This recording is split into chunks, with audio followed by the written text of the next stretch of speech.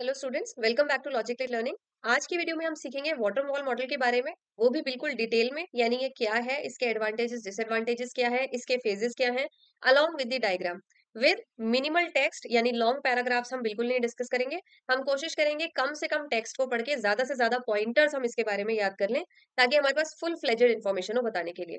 तो बिना time waste करे शुरू करते हैं। तो वाटरफॉल मॉडल क्या है? हमारे सॉफ्टवेयर डेवलपमेंट लाइफ साइकिल के जो वेरियस मॉडल्स हैं। पहले तो हमें ये पता होना चाहिए कि मॉडल क्या होता है। देखिए, प्रीवियस वीडियोस में हमने डिस्कस किया है कि हम जो है एक प्रोसेस बताते हैं। यानी कि पहले प्लान किया जाएगा, प्लान करने के बाद डिजाइन किया जाएगा, डिजाइन करने के बाद कोड किया जाएगा, कोड के बाद टेस्ट किया जाएगा। इस तरह से हम जो है एक पूरी प्रोसेस बताते हैं कि सॉफ्टवेयर की डेवलपमेंट किस तरह से होगी। ये हमने सीखा था सॉफ्टवेयर डेवलपमेंट लाइफ साइकिल के जो टॉपिक है उसमें। तो अब मॉडल्स क्या कहते हैं? क्योंकि हमें पता है कि एक तरह की प्लान हर तरह के सॉफ्टवेयर पे काम नहीं कर सकती। कभी कभी आपकी रिक्वायरमेंट इस तरह की हो सकती है कि आपको डिजाइन के बाद कोड करने के बाद थोड़ा सा पार्ट टेस्ट करना पड़े, बाकी आप तभी कोड कर पाए। यानी ऐसे फेजेस की रिक्वायरमेंट जो है बदल सकती है। इसलिए हम डिफरेंट लाइफ साइकिल मॉडल्स को यूज करते हैं प्रोजेक्ट के हिसाब से। तो उन्हीं में से एक मॉडल है वाटरफॉल मॉडल। आपको इसके बारे में क्या पॉइंटर्स याद करने हैं? सबसे पहले आपको ये याद रखना है कि इसे क्लासिकल लाइफ साइकिल मॉडल कहते हैं। क्यों? क्योंकि हमने जो एसडीएलसी पढ़ा है, यानी सॉफ्टवेयर डेवलपमेंट लाइफ साइकिल जो हमने पढ़ा है, इस एसडीएलसी ने हमें जो भी फेजेस बताए थे, ये वाटरफॉल मॉडल क्या करता है, मोटा मोटा अगर आप मेजर मेजर देखें तो इसी पाथ पे चलता है। यानी जैसे एसडीएलसी ने डिफाइन किया था कि सॉफ्टवेयर ऐसे डेवलप होता है, उसी अप्रोच को ये मॉडल जो है फॉलो करता है। यानी एकदम बेसिक मॉडल है जो एसडीएलसी के बताए हुए फेजेस पे ही चलता है। तो इसे कहते हैं क्लासिकल लाइफ साइकिल मॉडल, ये आप याद रखें। सेकंड पॉइंट कहता है ये एक लीनियर और सीक्वेंशियल मॉडल है। लीनियर और सीक्वेंशियल का मतलब है, लीनियर का मतलब होता है एक सीधी लाइन में चलने वाला। यानी कि आप पहले फेज से दूसरे पे आएंगे, दूसरे से तीसरे पे आएंगे, तीसरे से चौथे पे आएंगे, और किसी भी फेज में आप वापस ऐसे घूमकर साइक्लिक मैनर में पीछे या किसी और फेज को रिपीट करने के लिए नहीं आएंगे। तो ऐसे चलने वाले मॉडल को हम कहते हैं लीनियर, जिसमें किसी भी फेज की रेपिटेशन या हमें वापस घूमकर किसी और फेज पर आना, फिर कोई काम कराना, फिर वापस आगे जाना, ऐसा कुछ नहीं होता है। ये एक लीनियर मॉडल है जो फर्स्ट का प्लेस को कंप्लीट कर देगा, उसके बाद सेकंड फेज को करेगा, उसे कंप्लीट कर देगा, आगे जाके थर्ड फेज को करेगा। आगे आने वाली वीडियोस में आप और ऐसे मॉडल्स के बारे में जानेंगे जिनमें इस तरह लीनियरली जो है काम नहीं चलता है। तो इस मॉडल पे चलता है, इसलिए इसे कहते हैं एक लीनियर और सीक्वेंशियल मॉडल। यानी सीक्वेंस में इसमें फेजेस चलते हैं। आपको बता दिया जाता है पहला फेज ये है, दूसरा ये है, तीसरा ये है, चौथा ये है। इन फेजेस का सीक्वेंस नहीं बदलेगा। अगर आपको बोला गया है पहला फेज रिक्वायरमेंट है, तो रिक्वायरमेंट ही परफॉर्म होगा। अगर बोला गया रिक्वायरमेंट के बाद डिजाइन वाला फेज परफॉर्म किया जाता है, तो डिजाइन वाला फेज ही परफॉर्म होगा। यानी अपने सीक्वेंस को इंटैक्ट रखता है।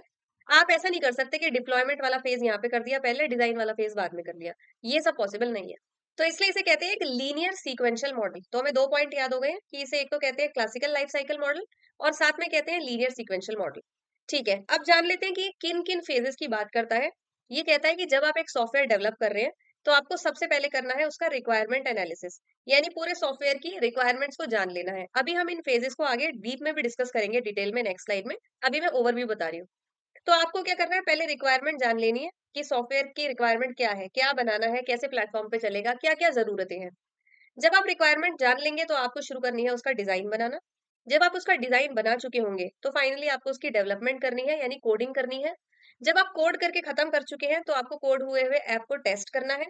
जब आपकी टेस्टिंग खत्म हो गई है तो आपको उसे डिप्लॉय कर देना है, यानी यूजर के लिए पब्लिश कर देना है कि अब आप इसे यूज कर लो। जब आप पब्लिश कर चुके हैं तो उसके बाद आपको मेंटेनेंस रखनी है उसकी। ये कंटिन्यूअस फेज होता है, चलता रहता है। यानी सॉफ्टवेयर पब्लिश हो चुका है, ये चलता रहेगा। आप मेंटेनेंस में बैकएंड में सपोर्ट में खड़े रहेंगे कि अगर कोई बग या एरर आता है तो हम उसे साथ साथ फिक्स करते रहेंगे। तो वाटरफॉल मॉडल जो है इन 6 फेजेस पे फोकस करता है। कभी कभी आपको इन किसी फेजेस के नाम इस तरह भी लिखे हुए मिलेंगे, जैसे आपको कई जगह पे इम्प्लीमेंटेशन भी लिखा हुआ मिलेगा। तो आपको डरना नहीं है, ये सेम ही फेजेस है, वो कभी कभी डिफरेंट नेम से डिफरेंट वर्ड यूज कर लेते हैं फेज के नाम के लिए। जैसे कभी कभी आपको डेवलपमेंट की जगह फेजेस में या किसी डायग्राम में कोडिंग लिखा हुआ मिल जाएगा। तो हमें ये नहीं सोचना कि ये कुछ डिफरेंट हो गया, वो सेम ही है, दूसरी टर्म यूज कर लेते हैं। ठीक है, अगले पॉइंट पे आ जाते हैं। अगला पॉइंट कहते हैं कि ये जो इतने सारे फेजेस के बारे में अभी अभी आपने बात करी है, इस हर फेज का एक डिस्टिंक्ट गोल होता है। यानी हर फेज का अपना एक गोल होता है। जैसे रिक्वायरमेंट एनालिसिस का गोल है एक डॉक्यूमेंट बना के तैयार करना जिसमें सारी रिक्वायरमेंट फाइनलाइज हो चुकी हो। फिर ये जो डॉक्यूमेंट बना के निकालेगा, ये अगले फेज को दिया जाएगा ताकि उस डॉक्यूमेंट को देख के डिजाइन बनाया जा सके आपका। तो यही ये पॉइंट कहता है। ये पॉइंट कहता है हर फेज का अपना एक गोल होता है, और जब वो गोल पूरा हो जाता है, यानी जैसे रिक्वायरमेंट एनालिसिस में जब आपने रिक्वायरमेंट्स एनालाइज कर ली होंगी, तो एक आउटपुट निकल कर आता है जिसे हम कहते हैं इंटरमीडिएट प्रोडक्ट। ये हमने पिछले वाली वीडियो में भी सीखा था एसडीएलसी में। तो इंटरमीडिएट प्रोडक्ट का मतलब होता है अभी फाइनल काम खत्म नहीं हुआ है, अभी हमारा एक फेज जो है डन हो गया है, इसमें से कुछ निकल कर आया है, अब हम उसको सेकंड फेज को दे रहे हैं ताकि सेकंड फेज उस पे काम कर सके। तो ऐसी चीज को हम कहते हैं इंटरमीडिएट प्रोडक्ट, जो अगले फेज के लिए इनपुट बन जाता है, जैसे कि हमने अभी डिस्कस किया। नेक्स्ट कहता है बड़ा ही आसान मॉडल है, ये बिल्कुल सिंपल टू अंडरस्टैंड है, easy to manage and measure है। क्यों? क्योंकि जब कोई एक चीज सीधी लाइन में चलती रहेगी, वन के बाद सेकंड फेज करना है, सेकंड के बाद थर्ड, थर्ड के बाद फोर्थ, फोर्थ के बाद फिफ्थ, और ना तो आपको वापस घूम के कहीं आना है, ना इसमें कोई कॉम्प्लेक्सिटी है, तो ऐसी चीज तो आसानी होती है। तो इसलिए कि ये सिंपल टू अंडरस्टैंड होता है, इजी टू अप्लाई होता है, हमें पता होता है पहले के बाद दूसरा, दूसरे के बाद तीसरा फेज करते रहना है, और इसे मैनेज और मेजर करना भी आसान होता है। क्योंकि अगर एक चीज सीधी सीक्वेंस में चल रही है, तो आपको ज्यादा कुछ मैनेजमेंट करना नहीं है, आपको बस ये देखना है ये फेज ढंग से कंप्लीट हो गया, कंप्लीट होने के बाद इसका जो आउटपुट निकला वो सेकंड फेज को मिल गया, सेकंड फेज ढंग से कंप्लीट हो गया, आउटपुट थर्ड को मिल गया, यानी मैनेजमेंट जो है वो मिनिमल रहती है। और मेजर कर पाना भी आसान होता है, क्योंकि हमने पहले ही बोला हुआ है कि किसी फेज से वापस मुड़कर हम पिछले फेज पर नहीं आएंगे, क्योंकि ये एक लीनियर सीक्वेंशियल मॉडल है। तो मेजर कर पाना इसलिए आसान है क्योंकि जब आपको बोल दिया जाए कि हम अभी डिजाइन फेज में हैं, तो आपको ये तो पता है कि इसका मतलब रिक्वायरमेंट फेज जो है वो खत्म हो चुका है, तो आप यहाँ की जो प्रोग्रेस है उसे पूरा अच्छे से एनालाइज कर सकते हैं, क्योंकि अब इसमें और कुछ नहीं बदलेगा, इसमें से जो निकल के आना था वो निकल चुका है। तो आप हर फेज को कंप्लीट होने के बाद प्रॉपरली मेजर कर सकते हैं कि इसको हमने क्या काम किया और क्या आंसर निकल कर आया। नेक्स्ट कहता है बेस्ट सूटेड है ये उन प्रोजेक्ट्स के लिए जिसमें पहले से ही डिफाइन कर दी जाती है रिक्वायरमेंट्स। क्योंकि हमने आपको बोला है कि हम पहले रिक्वायरमेंट एनालाइज करेंगे, जब ये काम डन हो जाएगा तब दूसरे फेज पे आएंगे, जब ये काम डन हो जाएगा तब तीसरे फेज पे आएंगे। तो क्योंकि ये इस तरह सीधे तरीके से चलने जाता है, इसलिए हम कहते हैं कि उन प्रोजेक्ट्स के लिए बेटर है जिनमें पहले से ही क्लियर रिक्वायरमेंट बता दी जाती है। क्योंकि अगर आपको इस फेज में क्लियर रिक्वायरमेंट पता लग गई है, तो आप इस फेज को अच्छे से कंप्लीट करके दूसरे फेज पे बढ़ जाओगे, इसको कंप्लीट करके दूसरे पे बढ़ जाओगे। लेकिन अगर आपकी रिक्वायरमेंट क्लियर नहीं है का मतलब है अभी हम इस फेज में हैं, लेकिन हमें पता नहीं है कि अभी हमारी जो रिक्वायरमेंट है वो ठीक है कि नहीं, हो सकता है बाद में बदल भी जाए। तो अगर ऐसा बदलने का रिस्क है, तो आपके साथ क्या प्रॉब्लम हो सकती है? आप रिक्वायरमेंट फेज डन करके डिजाइन में बढ़ जाएंगे, आप डिजाइन तैयार करके कोडिंग के फेज पे पड़ जाएंगे। जब आप कोडिंग कर रहे होंगे तब बोलेंगे कि अच्छा रिक्वायरमेंट पहले क्लियर नहीं थी, तो इसलिए अब थोड़ी सी क्लियर हो गई है, एक पॉइंट और जुड़ गया है, इसको भी जोड़ लो।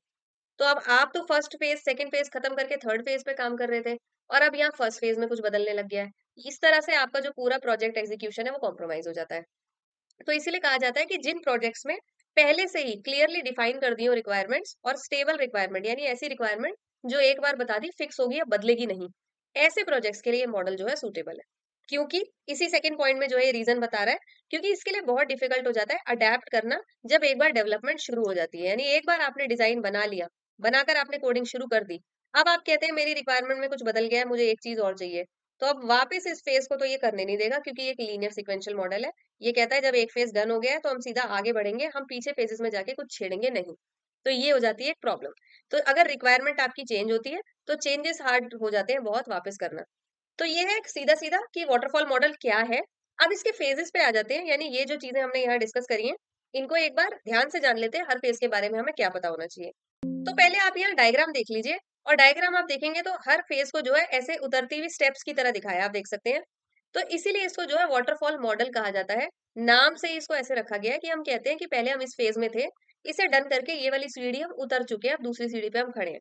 इसे डन करके ये सीढ़ी हम उतर चुके हैं और यहाँ आ चुके हैं, तो हम क्या करते हैं, स्टेप बाय स्टेप सीढ़ी उतर रहे हैं अपने फाइनल गोल पर पहुंचने के लिए। और एक बार अगर हम सीढ़ी उतर गए तो हम वापस ऊपर वाली पे नहीं चढ़ेंगे। तो ये एक फॉल की तरह है, इस तरह ऊपर से नीचे की तरफ बढ़ता हुआ है, इसलिए इसे वाटरफॉल नाम दिया गया है। तो चलिए इसके फेजेस को डिस्कस कर लेते हैं। पहला फेज है वाटरफॉल मॉडल का रिक्वायरमेंट, यानी ये कहता है कि पहले फेज में हम क्या करेंगे, रिक्वायरमेंट एनालिसिस कर लेंगे। रिक्वायरमेंट एनालिसिस कहता है कि आप पहले ना यूजर से उनकी रिक्वायरमेंट इकट्ठी करो, यूजर से बात करो, उनके सर्वे करो, इंटरव्यू लो, और उनसे पता करो कि उनको इस ऐप से क्या चाहिए, वो क्या चाहते हैं। जैसे वो कहेंगे कि अगर आप एक कॉलेज के लिए कोई एप्लीकेशन बना रहे हैं, तो कॉलेज वाले कहेंगे कि आप ऐसा करिए, हमारे लिए एक एप्लीकेशन बना दीजिए जिसमें टीचर्स अपना डेटा स्टोर कर पाए, एडमिन जो है नए एडमिशन की इन्फॉर्मेशन इसमें स्टोर कर पाए, एक्सेट्रा एक्सेट्रा। तो आप क्या करें, क्लाइंट से सारी रिक्वायरमेंट जान लेते हैं कि इस प्रोजेक्ट में क्या चाहिए आपको, और इसको बनाने के लिए और क्या क्या चीजें लगेंगी अब। तो ये सब काम जो है इसी फेज में हो जाता है। इसीलिए कहते हैं रिक्वायरमेंट एनालिसिस, यानी आप पहले रिक्वायरमेंट इकट्ठी करते हैं, फिर उसका एनालिसिस करते हैं कि जो ये कह रहे हैं वो पॉसिबल है भी करना। अगर पॉसिबल है तो कितना पॉसिबल है, कितना बजट लगेगा, क्या क्या रिसोर्स चाहिए होंगी, एक्सेट्रा एक्सेट्रा। तो ये सारा काम जो है इसी फेज में खत्म हो जाता है। और जब ये सारा काम हम कर लेते हैं, तब हम एक डॉक्यूमेंट तैयार करते हैं जिसे कहते हैं सॉफ्टवेयर रिक्वायरमेंट स्पेसिफिकेशन। कभी कभी एग्जाम में ऐसे ही पूछ लिया जाता है एसआरएस क्या होता है। तो ये एक डॉक्यूमेंट होता है जो सारी रिक्वायरमेंट इकट्ठी करने के बाद और उन्हें एनालाइज करने के बाद तैयार किया जाता है कि भैया ये रिक्वायरमेंट्स थी, ये जो है इस ऐप में ऐसे-ऐसे होना चाहिए। तो आपका ये फेज़ एसआरएस के साथ खत्म हो जाता है। अब ये जो एसआरएस बना है, इसे आप नेक्स्ट फेज़ में देते हैं कि ये देख लो, अब इसे देख के डिज़ाइन बना लो। तो सेकंड फेज़ जो है डिज़ाइन का, ये किस पे फोकस करता है? रिक्वायरमेंट्स, यानी ये जो एसआरएस में आपने लिख के दिए हैं रिक्वायरमेंट्स, इनको ट्रांसलेट करता है सिस्टम आर्किटेक्चर में। यानी आपने जो है एसआरएस में लिख दिया कि एक एडमिन मॉड्यूल होना चाहिए, एक टीचर्स मॉड्यूल होना चाहिए, एक स्टूडेंट मॉड्यूल होना चाहिए। अब ये डिज़ाइन क्या करेगा? इसको एक्चुअली आर्किटेक्चर में कन्वर्ट करेगा कि हम जो है एडमिन के लिए एक स्क्रीन बनाएँगे। इस स्क्रीन पे कोई ऐसे बटन होगा जिस पे क्लिक करने से एडमिन जो है यहाँ पे डेटा देख पाता होगा। डेटाबेस में हम इनके लिए 2 टेबल्स बनाएँगे, इसमें ये वाला डेटा सेव होता होगा। जब ये बच्चों का डेटा माँगेगा तो हम इस टेबल से फेच करके ले आएँगे। यानी आप क्या करते हैं, प्रॉपर डिज़ाइन तैयार करते हैं इन बताई हुई चीज़ों के हिसाब से, कि आपने एसआरएस में बता दिया एक एडमिन मॉड्यूल होना चाहिए जो ऐसे काम करना चाहिए। तो हम डिज़ाइन बना रहे हैं कि इसकी स्क्रीन्स, डेटाबेस और कंट्रोल फ्लो सब कैसे बनेगा ऐप में। यानी आप अभी कोड नहीं कर रहे हैं, आप एक ब्लूप्रिंट बना रहे हैं। तो ये डिज़ाइन फेज़ में जो है हम ये सब कर रहे होते हैं। किस पे हम फोकस करते हैं यहाँ पे? डेटा स्ट्रक्चर्स पे, एल्गोरिदम्स पे और इंटरफेस डिज़ाइन पे। डेटा स्ट्रक्चर का मतलब है हम किस स्ट्रक्चरों में डेटा सेव करेंगे। जैसे आप एरेज़ में कोई लिस्ट सेव करेंगे, स्टैक के थ्रू आप कोई डेटा निकालेंगे, डेटाबेस में आप कैसी टेबल्स बनाएँगे, इन टेबल से कैसे डेटा फेच कराएँगे। एल्गोरिदम्स पे, साथ में आप एल्गोरिदम्स पे फोकस करते हैं कि अगर हमें एक स्टूडेंट का डेटा सर्च करना है, तो हम ऐसी कौन-सी एल्गोरिदम इम्प्लीमेंट करेंगे जिससे ये फटाफट सर्च होके आ जाए। जैसे हमारे पास वेरियस एल्गोरिदम्स होती हैं, लीनियर सर्च, बाइनरी सर्च, तो हम वो सब भी इसी फेज़ में जो है डिसाइड कर लेते हैं। तीसरा इंटरफेस डिज़ाइन की स्क्रीन्स जो है हमारी कैसी दिखेंगी, कौन-सी स्क्रीन पे कौन-सा बटन होना चाहिए, इस बटन पे क्लिक करने से हम कहाँ जाएँगे, अगली स्क्रीन पे क्या-क्या दिखना चाहिए, जो भी दिखेगा ये डेटाबेस से कौन से टेबल से निकल कर आएगा, एक्सेट्रा, एक्सेट्रा। तो ये सारा जो काम है हमारा, यानी कि पूरी फुल प्रूफ प्लानिंग कोडिंग करने से पहले हम डिजाइन फेज में ही तैयार कर देते हैं। तो अब जब हम एक प्लानिंग तैयार कर देते हैं तो हम एक ब्लूप्रिंट बना देते हैं। हमने सब कुछ लिख दिया कि इतनी टेबल्स बनाना है डेटाबेस में, ऐसी स्क्रीन्स बनाना, सब कुछ तो हमने बता दिया है। अब हम बस उस बताए हुए काम को डेवलपमेंट करेंगे, यानी कोडिंग करेंगे। यानी जो जो हमने इस फेज में बताया था कि ये ऐसे ऐसे बनाना है, वो सब इसमें एक्चुअली अब हम बनाएंगे। तो डेवलपमेंट फेज क्या करता है? कन्वर्ट करता है डिजाइन को इनटू सोर्स कोड, यानी आप एक्चुअली कोड करते हैं बताए हुए डिजाइन को एक्चुअली बनाने के लिए, सारी प्रोग्रामिंग प्रॉपर गाइडलाइंस वगैरह यूज करके। ये हमने पहले भी पढ़ा है, स्टैंडर्ड प्रैक्टिसेस होती है कोडिंग की, उन्हें हमें फॉलो करना होता है जब हम कोड कर रहे होते हैं। और साथ में हम क्या करते हैं, डॉक्यूमेंटेशन, यानी हम डॉक्यूमेंट करते रहते हैं अपने काम को। ऐसा नहीं है कि आपको डिजाइन मिल गया, अब आपने सीधा कोडिंग करी और ऐसे 10,000 लाइंस का कोड करके रख दिया। आपको इसको डॉक्यूमेंट करके रखना होता है कि हमने जो कोडिंग करी है उसमें हमने एक्चुअली क्या क्या किया है, हमने कौन-सा, यानी कोर डेवलपमेंट में हमने पीछे क्या काम कहाँ लगाया है, कौन-सी टेक्नोलॉजी हमने यूज़ करी है, कौन-सा मॉड्यूल जो है वो डेटाबेस के कौन से टेबल से कनेक्टेड है, एक्सेट्रा, एक्सेट्रा। तो हमें जो है अपना ये सारा वर्क डॉक्यूमेंटेड रखना होता है। तो एक बार जब आप ये डेवलपमेंट काम कर चुके हैं, यानी सारा जो कोड है वो कर चुके हैं, एप्लीकेशन बना के तैयार कर चुके हैं, अब आप करेंगे अगले फेज़ में इसकी टेस्टिंग। टेस्टिंग हमें मदद करती है कि हमने जो भी कोडिंग करी है और जो बनाया है, अब एक बार देख लेते हैं ठीक बना है कि नहीं, सही चल रहा है कि नहीं। तो इस फेज़ में हम क्या करते हैं? वेरीफाई करते हैं कि सॉफ्टवेयर जो भी रिक्वायरमेंट बताई गई थी, वो परफॉर्म कर पा रहा है कि नहीं। ऐसा नहीं होना चाहिए कि आपने कहा था कि मेरे सॉफ्टवेयर में टीचर्स और स्टूडेंट का मॉड्यूल होना चाहिए, जिसमें यहाँ टीचर का डेटा दिखे और यहाँ स्टूडेंट का, और पता चला कि जब आप चला रहे हैं, तो दोनों में सेम ही डेटा दिख रहा है, अलग-अलग दोनों का अपना-अपना डेटा नहीं दिख रहा। तो यानी रिक्वायरमेंट सही से मीट हुई है कि नहीं, ये पहला काम जो है हम इस फेज़ में चेक करते हैं सॉफ्टवेयर को चलाकर। और क्या चेक करते हैं कि सॉफ्टवेयर में कोई मेजर बग्स नहीं आने चाहिए, यानी चलाते समय एप्लीकेशन में कोई एरर ना आ जाए, या जैसे ही आपने चलाया कि डेटा कुछ गलत डिस्प्ले हो रहा है स्क्रीन पर, ऐसी प्रॉब्लम्स जो है नहीं आनी चाहिए। और क्या चेक करते हैं हम? Logic and functionality. ये लॉजिक एंड फंक्शनैलिटी जो है, यही हमें ये बग्स चेक करने में मदद करती हैं। यानी अगर आपका प्रोग्राम चल रहा है तो आपको पता होना चाहिए कि लॉजिक मैंने ठीक लगा रखा है कि नहीं। अगर आप सही लॉजिक लगाएंगे कोड में, तभी जाके डेटा जो है वो सही आएगा फील्ड्स में। तो ये सारी चीज़ें जो है हम यहाँ टेस्टिंग में ही खत्म कर लेते हैं। जब एक बार आपकी टेस्टिंग हो चुकी है और आप कहते हैं कि भाई बिल्कुल ठीक लग रहा है ये हमें अब चलने में, हम इसको जो है क्लाइंट को दे सकते हैं चलाने के लिए, तो आप इस टेस्टेड एप्लीकेशन को क्लाइंट को दे देते हैं, यानी डिप्लॉय कर देते हैं। डिप्लॉय का मतलब है पब्लिश कर देते हैं यूजर के यूज करने के लिए। तो ये जो 2 फेजेज़ हैं, डिप्लॉयमेंट एंड मेंटेनेंस, ये यहाँ पे एक साथ लिखा हुआ है। वैसे आप इन्हें तोड़ के 2 अलग-अलग पॉइंट्स में भी लिख सकते हैं। यहाँ मैंने एक साथ इसलिए लिखा है क्योंकि मेजरली ये जो 2 फेज़ हैं, ये एक साथ ही परफॉर्म होते हैं। क्योंकि आप क्या करते हैं, आपने क्लाइंट के सर्वर पे जो है एप्लीकेशन को पब्लिश कर दिया। पब्लिश करने के बाद आप बस मेंटेनेंस में लग जाते हैं, यानी जुटे रहते हैं, यानी साइड में रहते हैं आप बैक एंड सपोर्ट में, कि अब सॉफ्टवेयर जो है वो डिप्लॉय हो चुका है, यानी लाइव जा चुका है, यूजर्स उसे यूज कर रहे हैं। और अब हमें क्या करना है, बस मैनेज करना है। क्या? देखते रहना है कि अभी 100 यूजर, 200 यूजर, 500 यूजर इस पे लॉग इन कर रहे हैं, तो सब ठीक चल रहा है, कोई फंक्शनैलिटी कहीं फेल तो नहीं हो रही। अगर कोई बग आ गया है, जैसे हमने नोटिस कर लिया कि जैसे ही 500 यूजर्स ने इसको यूज करना शुरू करा, हमारा एक मॉड्यूल जो है वो क्रैश होने लग गया है, वो चल ही नहीं रहा है, तो हमें रियल टाइम में उस बग को वहीं बैकएंड में फिक्स कर लेना है, ताकि ज्यादा से ज्यादा जनता को ऐसे कुछ ना दिखे कि अरे सॉफ्टवेयर तो चलते चलते क्रैश ही हो गया है, तो चल ही नहीं रहा। यानी अप एंड रनिंग रहना चाहिए। और हम क्या करते हैं मेंटेनेंस फेज में? इनहेंसमेंट्स करते रहते हैं। यानी यूजर का कोई फीडबैक आ गया हमें कि आपके इंटरफेस पे जो है एक ऐसा बटन होना चाहिए था जो मुझे डायरेक्टली मेरी प्रोफाइल स्क्रीन पे ले जाए, तो आसानी रहती। तो ये क्या है, फीडबैक आ गया। तो आप क्या करते हैं, फीडबैक के हिसाब से इनहेंस कर लेते हैं। यानी आप क्या करेंगे, अब 2-3 हफ्ते बाद जब इस ऐप का नया, जैसे ये वर्जन 1 चल रहा होगा, आप वर्जन 1.2 रिलीज करेंगे, तो उसमें आप क्या है, स्क्रीन पे एक ऐसा बटन लगा के रिलीज कर देंगे कि ये मांगा गया था और ये पॉपुलर डिमांड थी, हमने दे दिया। तो यूजर डिमांड और इन्वायरमेंट चेंजेस के हिसाब से आप जो है इसमें इन्हेंसमेंट करते रहते हैं। ये मेंटेनेंस फेज आपका कंटिन्यूड रहता है। तो ये थे आपके 6 फेजेस ऑफ वाटरफॉल मॉडल। तो अब एक बार ये और देख लेते हैं कि हर फेज से हमें क्या क्या याद रखना है, कि हर फेज से क्या तैयार होता है और दूसरे फेज में क्या जाता है। जैसे उन्हीं फेजेस को मैं यहाँ दिखा रही हूँ। रिक्वायरमेंट एनालिसिस फेज में इनपुट किया जाता है। रिक्वायरमेंट डिफाइन थ्रू कम्युनिकेशन, आपने कस्टमर से बात करी, उसने रिक्वायरमेंट बताई। ये रिक्वायरमेंट के पहले फेज में, यानी पहले स्टेज में यूज होती है। और जब ये सब इस पे काम हो जाता है, यानी फेज कंप्लीट हो जाता है, तो निकल के आता है एसआरएस डॉक्यूमेंट। अब ये एसआरएस डॉक्यूमेंट जो है, ये सेकंड डिजाइन फेज के लिए इनपुट बनता है। यानी इस डिजाइन फेज को ये एसआरएस डॉक्यूमेंट मिला। इस डॉक्यूमेंट को देखकर हमने डिजाइन फेज परफॉर्म किया, डिजाइनिंग करी, और क्या निकल कर आया? जब डिजाइन फेज खत्म हुआ तो हमारे पास निकल के आया डिजाइन स्पेसिफिकेशन डॉक्यूमेंट। यानी एक डॉक्यूमेंट ऐसा जिसमें पूरा आर्किटेक्चर डिजाइन जो है ऐप का बना हुआ है। अब जब ये डॉक्यूमेंट बन गया है, डिजाइन स्पेसिफिकेशन डॉक्यूमेंट, तो ये इनपुट बनता है डेवलपमेंट फेज के लिए, यानी डेवलपमेंट करने वाली टीम को अब ये डॉक्यूमेंट दिया जाता है कि इसे देख के आप डेवलपमेंट कर लो। तो टीम जो है डेवलपमेंट करती है, कोडिंग करती है, और निकल करके आता है लास्ट में एग्जीक्यूटेबल सॉफ्टवेयर मॉड्यूल्स। यानी टीम जो है सॉफ्टवेयर के मॉड्यूल्स को बनाकर आपको दे देती है, जिन्हें एग्जीक्यूट यानी चलाया जा सकता है। तो यहाँ से आउटपुट इस फेज का जो निकलता है वो होता है सॉफ्टवेयर के बने बनाए मॉड्यूल्स। अब इन मॉड्यूल्स को क्या किया जाता है, अगले टेस्टिंग फेज में भेजा जाता है। यानी टेस्टिंग फेज के लिए इनपुट क्या बनता है, वही मॉड्यूल्स जो पिछले फेज में तैयार हुए थे। इनके ऊपर टेस्टिंग करी जाती है, इनको चला के देखा जाता है, जोड़कर अलग से एवरीथिंग। और जब ये पूरी टेस्टिंग हो जाती है कि सारे मॉड्यूल अलग अलग भी ठीक चल रहे हैं, साथ में जोड़ने के बाद भी ठीक चल रहे हैं, तो यहाँ से निकल कर आता है इंटीग्रेटेड प्रोडक्ट। यानी आपको जो है अलग अलग मॉड्यूल मिले थे कि सारे टेस्ट कर लो, आपने सारे अलग अलग भी टेस्ट करे, सबको एक साथ जोड़कर भी टेस्ट किया, जोड़कर बिल्कुल ठीक चल रहा था। तो ये जोड़कर जो फाइनल प्रोडक्ट पूरा एक सॉफ्टवेयर बन के आया है, ये इस फेज से निकलकर बाहर आ जाता है। इसीलिए कई जगह पर आपको दिखता होगा कि इस फेज को टेस्टिंग एंड इंटीग्रेशन भी लिखते हैं।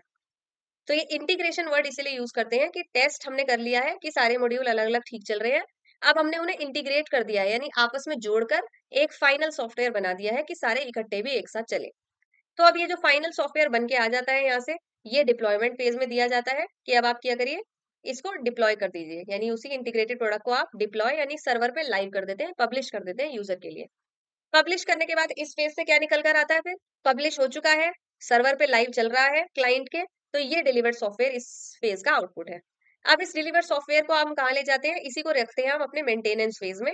यानी ये डिलीवर्ड सॉफ्टवेयर जो है, यही मेंटेनेंस फेज जो काम जो लोग कर रहे हैं उनके लिए इनपुट है, उन्हें इसी पे मेंटेनेंस करते रहना है। और आउटपुट क्या निकल कर आता है? अगर कोई रिक्वायरमेंट बदली है तो उसके हिसाब से कोई चेंजेस अगर हमें पता लगते हैं, वो चेंजेस हमें मेंटेनेंस फेज से पता लग जाते हैं। तो ये रहता है इस फेज का आउटपुट। ये था वाटरफॉल का पूरे सारे फेजेस का इनपुट और आउटपुट, किस फेज से क्या मिलता है, किस फेज में क्या इनपुट दिया जाता है, और फिर उसको करने के बाद क्या आउटपुट निकलता है।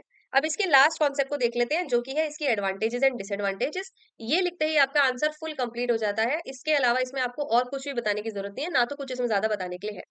तो एडवांटेजेस को जल्दी से देख लेते हैं, ज्यादा टाइम देने की जरूरत नहीं है इसमें।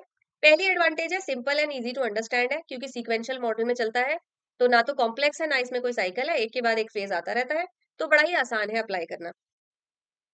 नेक्स्ट कहता है क्योंकि ये सीक्वेंशियली चलता है, पहले के बाद दूसरा, दूसरे के बाद तीसरा, और कोई फेज में हम वापस नहीं जाएंगे, तो ये क्या करता है, स्ट्रक्चर डेवलपमेंट इंश्योर करता है।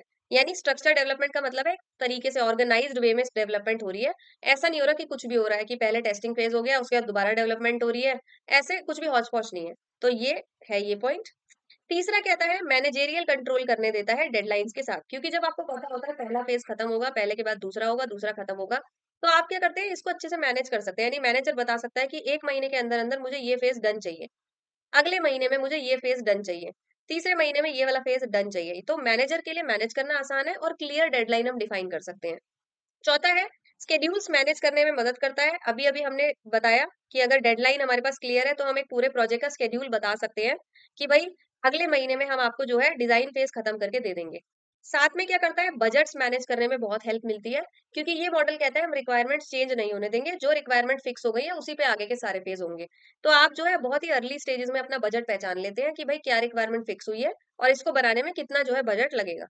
और साथ में प्रॉपर डॉक्यूमेंटेशन रहती है, क्योंकि हर फेज़ जो है ऑर्गेनाइज़ मैनर में हो रहा है एक के बाद एक, तो जैसे-जैसे फेज़ चलता है और खत्म होता है, उसका डॉक्यूमेंट साथ-साथ तैयार होता रहता है। तो मैनेज करने के हिसाब से ये मॉडल जो है एक्सीलेंट मॉडल है एकदम। पर इसकी कुछ डिसएडवांटेजेस भी हैं। पहली, पहले ही फेज़ में हमें चाहिए होता है कि क्लियर रिक्वायरमेंट्स मिल जाएँ। हम चाहते हैं शुरुआत में ही 100% रिक्वायरमेंट मिल जाए, जो कि एक्चुअली रियलिस्टिक नहीं है। जब आप एप्लीकेशन बनाते हैं, तो ओवर द टाइम आपको कुछ चीज़ें रियलाइज़ होती हैं कि अरे! ये चीज़ ऐसे नहीं, ऐसे होनी चाहिए थी। पर ये फेज़ जो है वो अलाउ नहीं करता। तो ये कहता है कि फुली स्पेसिफाइड रिक्वायरमेंट होनी चाहिए शुरुआत में, तभी ये अप्लाई हो पाएगा। तो ये इसका एक ड्रॉबैक है। दूसरा कहता है कि अगर आपके बाद में कोई चेंजेस आ गए, जैसे आपने कोडिंग करनी शुरू कर दी या कोड करने का टेस्टिंग शुरू कर दी, अब आपको कोई चेंज रियलाइज़ हो गया, तो उन चेंजेस को फिर अकोमोडेट करना बड़ा मुश्किल है, मतलब ना के ही बराबर है, हो ही नहीं सकता, क्योंकि ये मॉडल वापस नहीं जाने देता आपको। तो ये इसका एक ड्रॉबैक है कि बहुत रिजिड है।